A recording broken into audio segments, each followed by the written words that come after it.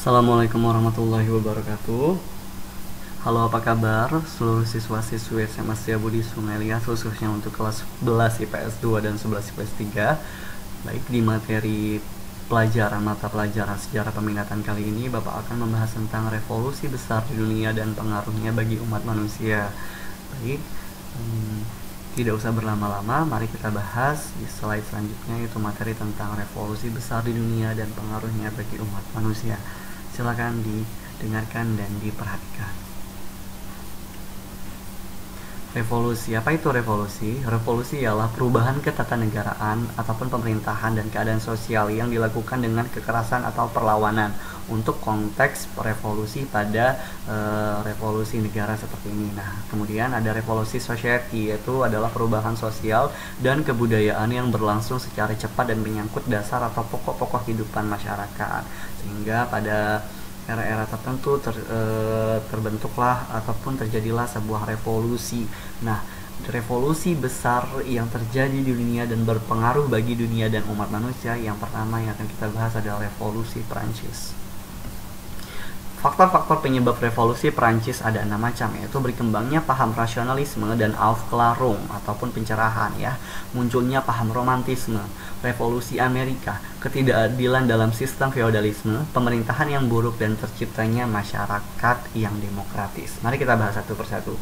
Berkembangnya paham rasionalisme dan Aufklärung pada abad ke-18 merupakan abad lahirnya, ya, berbagai macam paham yang muncul di dalam masyarakat di Eropa.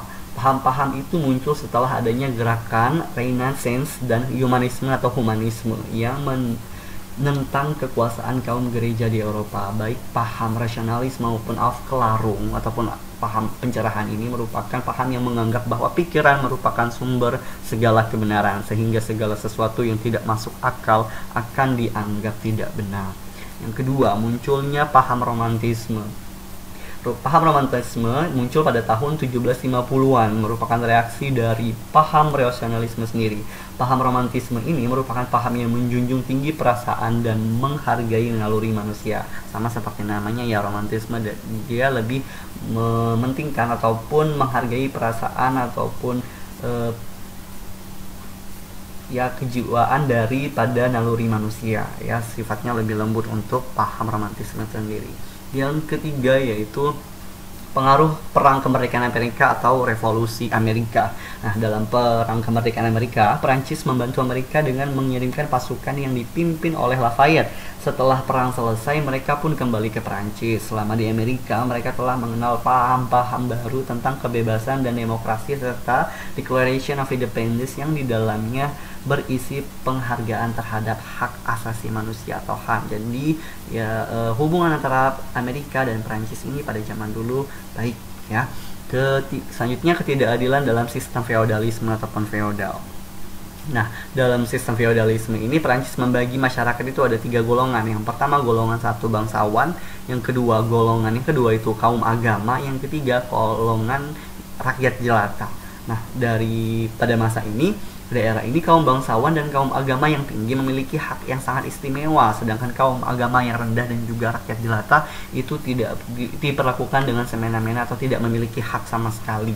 Ya, dengan hak-hak istimewanya ini, ya, kaum bangsawan dan kaum agama tinggi itu memiliki keistimewaan, itu bebas pajak, sedangkan rakyat jelata yang tidak mempunyai apa-apa itu kepentingannya dilupakan, malah menarik pajak dari mereka.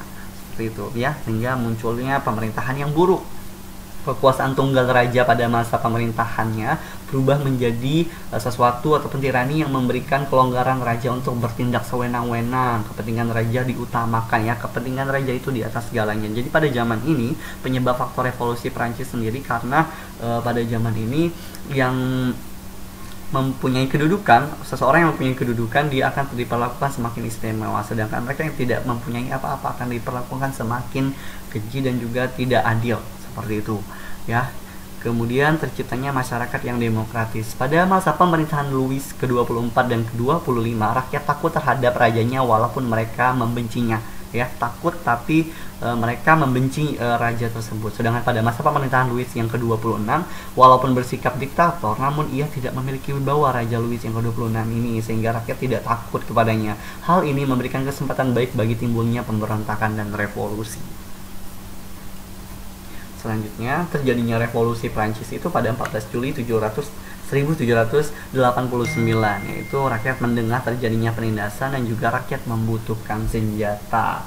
Ya, penyerbuan terhadap penjara Bastille tanggal 14 Juli 1789 berhasil dengan baik karena tentara yang berkumpul di Paris memihak rakyat. Ya, jadi tanggal penyerbuan itu pun dianggap sebagai permulaan revolusi dan kemudian diresmikan sebagai Hari Nasional Perancis. Selanjutnya, Tentara Nasional yang memihak rakyat segera dibentuk di bawah pimpinan Lafayette. Pada tanggal 20 Juli 1789 sendiri, Dewan Nasional bersidang di lapangan tenis. Di tempat itulah rakyat bertekad untuk menyusun UUD ataupun konstitusi. Mereka sepakat untuk menanamkan dirinya sebagai Dewan Konstituante ataupun Assemble National Constituante. Banyak kaum bangsawan dan kaum agama yang menggabungkan diri dalam konstituante tersebut. Ya, itu awal mula terjadinya revolusi. Ya, rakyat membutuhkan senjata. Ya, mereka membutuhkan senjata sehingga mereka membuat ya konstituante ini untuk membentuk suatu komunitas agar kedudukan mereka semakin kuat dan semakin banyak anggotanya, mereka akan membuat sebuah revolusi. Itu terjadi di Prancis sendiri. Dampak revolusi Prancis itu yang pertama yaitu penghapusan feodalisme. Itu sangat penting ya, dihapusnya feodalisme, berkembangnya ide supremasi hukum, munculnya ide pemerintahan publiknya. Penghapusan feodalisme itu sangat baik karena menyebabkan tidak ada lagi golongan-golongan masyarakat yang tadi, golongan masyarakat 1, 2, dan 3 ya. Jadi semuanya tidak dibeda-bedakan, hak dan kewajiban mereka didapatkan secara adil ya. Berkembangnya ide supremasi hukum. Itu udah merupakan kekuasaan tertinggi setelah adanya revolusi pada masa pemerintahan Raja Louis yang ke-26 dan pemerintahan sebelumnya. Hukum yang berlaku di Perancis tidak diberlakukan sama pada setiap orang dan setiap daerah. Hal ini karena adanya hak-hak istimewa dan tradisi yang berbeda pada setiap daerah. Sejak masa pemerintahan Napoleon, hukum diseragamkan pada setiap orang dan setiap daerah ya. Kedudukannya sama. Sejak adanya dampak revolusi Prancis yang terjadi, munculnya ide pemerintahan republik ya, karena dianggap kurang tepat karena pergantian kekuasaan secara turun-temurun tidak menjamin kualitas seorang raja ataupun kepala negara. Oleh karena itu perlu dibentuk pemerintahan republik dengan kepala negara dipilih langsung oleh rakyat ya. Yang selanjutnya itu berkembangnya paham demokrasi ataupun demokratis. Paham demokrasi muncul sebagai dampak dari pengakuan terhadap hak asasi manusia, terutama kebebasan dan persamaan HAM antar sesama manusia. Yang selanjutnya yaitu menyebarnya paham liberalisme. Ketika Napoleon berkuasa, ia menjadi penyebar terbesar pada paham liberalisme ini sendiri. Dengan tentara yang kuat, ia berhasil menaklukkan hampir seluruh Eropa dan wilayah lain di luar Eropa di setiap wilayah yang didudukinya, seperti itu ya. Yang selanjutnya yang keenam itu timbulnya ide tentang aksi revolusioner. Apa itu? Itu keberhasilan revolusi Prancis dalam menumbangkan kekuasaan raja yang sewenang-wenang telah meyakinkan rakyat bahwa apabila terjadi ketidakadilan, rakyat sewaktu-waktu dapat beraksi secara revolusioner ataupun bisa menyuarakan apa yang ingin mereka suarakannya, tidak dikekang seperti itu. Meluasnya terakhir itu paham rasionalisme. Liberté, égalité, dan fraternité, Bapak tidak tahu ya bagaimana spellingnya, seperti itu, adalah semboyan revolusi Prancis yang artinya kebebasan, persamaan, dan persaudaraan. Semboyan ini menggambarkan semangat nasionalisme rakyat Prancis untuk bersatu. Ya, seperti itulah pengaruh revolusi Prancis.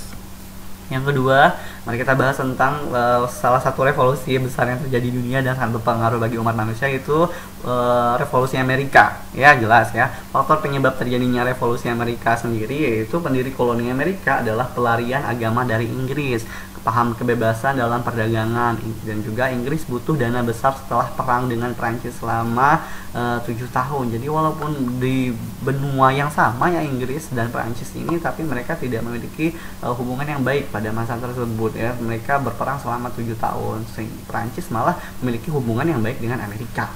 Ya, peristiwa dan kemudian ada peristiwa The Boston Tea Party pada Desember 1773. Itu itu adalah faktor-faktor penyebab dari terjadinya revolusi Amerika. Ya, selanjutnya mari kita bahas terjadinya revolusi Amerika itu seperti apa. Ya, pengaruh revolusi Amerikanya pun seperti apa. Nah, perang kemerdekaan Amerika pada mulanya hanya merupakan penentang kebijakan pemerintah Inggris yang dianggap semena-mena, ya, paham? Jadi pada saat itu belum ada tujuan untuk mencapai kemerdekaan. Ya, pertempuran pertama terjadi di Lexington, kemudian di Boston.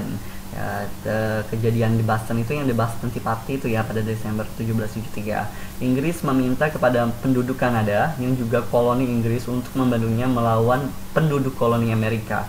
Namun permintaan itu ditolak karena perasaan senasib sebagai penduduk koloni. Bahkan paksaan Inggris terhadap penduduk Kanada malah menimbulkan pertempuran. Keadaan ini dimanfaatkan oleh bangsa Amerika untuk menyiapkan tentara yang dipimpin oleh George Washington yang pernah berjasa kepada Inggris dalam perang 7 tahun tersebut. Nah, pengaruh revolusi Amerika sendiri untuk dunia itu sangat besar ya, yang berpengaruh terhadap umat manusia.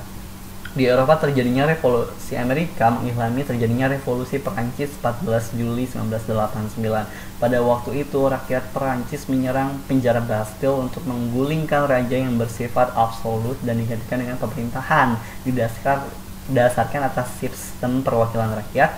Dan selain itu juga di Eropa revolusi Amerika mempengaruhi menyebarnya wilayah-wilayah di dunia, yaitu di Amerika Latin. Merupakan pengaruh revolusi Amerika mendorong negara-negara di kawasan tersebut untuk melepaskan diri dari ikatan penjajahan. Jadi revolusi Amerika ini berdampak sangat luas sekali untuk di dunia ya, baik itu di Eropa maupun di benuanya sendiri di Amerika, di mana mengilhami berbagai banyak macam rakyat di negaranya masing-masing untuk melakukan revolusi, di mana kekejaman terjadi itu harus dimusnahkan, perindasan-perindasan yang terjadi harus dimusnahkan, dan mencapai titik di mana demokrasi itu terjadi ataupun berkembang ya, karena sistem demokrasi lebih baik daripada pemerintah yang sifatnya feodalisme. Oke, tugas kalian untuk materi yang telah Bapak sampaikan tadi hanya itu merangkum, karena materi merangkum ini akan kalian pelajari, nanti akan keluar soal-soalnya di penilaian akhir semester. Silahkan rangkum, tulis di kertas portofolio, kemudian kalian fotokan untuk kelas 10 IPS 2 di kode classroom yang di atas. Untuk kelas 11 maafnya, maksud Bapak 11 IPS 2 dan 11 IPS 3 yang di bawah, yaitu di HP 6 0 FTP dan 11 IPS 2 di KZKBE3E ataupun ke email Bapak di rusihan1995@icloud.com. Jika ada pertanyaan juga silakan WhatsApp Bapak ya di 082178521446. Terima kasih atas perhatian kalian semua. Semoga kita semua dalam keadaan sehat walafiat. Semoga pandemi COVID-19 ini akan segera berakhir dan kita bisa tatap muka belajar kembali di sekolah. Amin ya rabbal alamin pada semester selanjutnya di tahun 2021. Amin. Dan juga selamat belajar ya untuk persiapan PAS ataupun penilaian akhir semester. Bapak rasa demikian. Wassalamualaikum warahmatullahi wabarakatuh. Salam sejahtera untuk kita semua.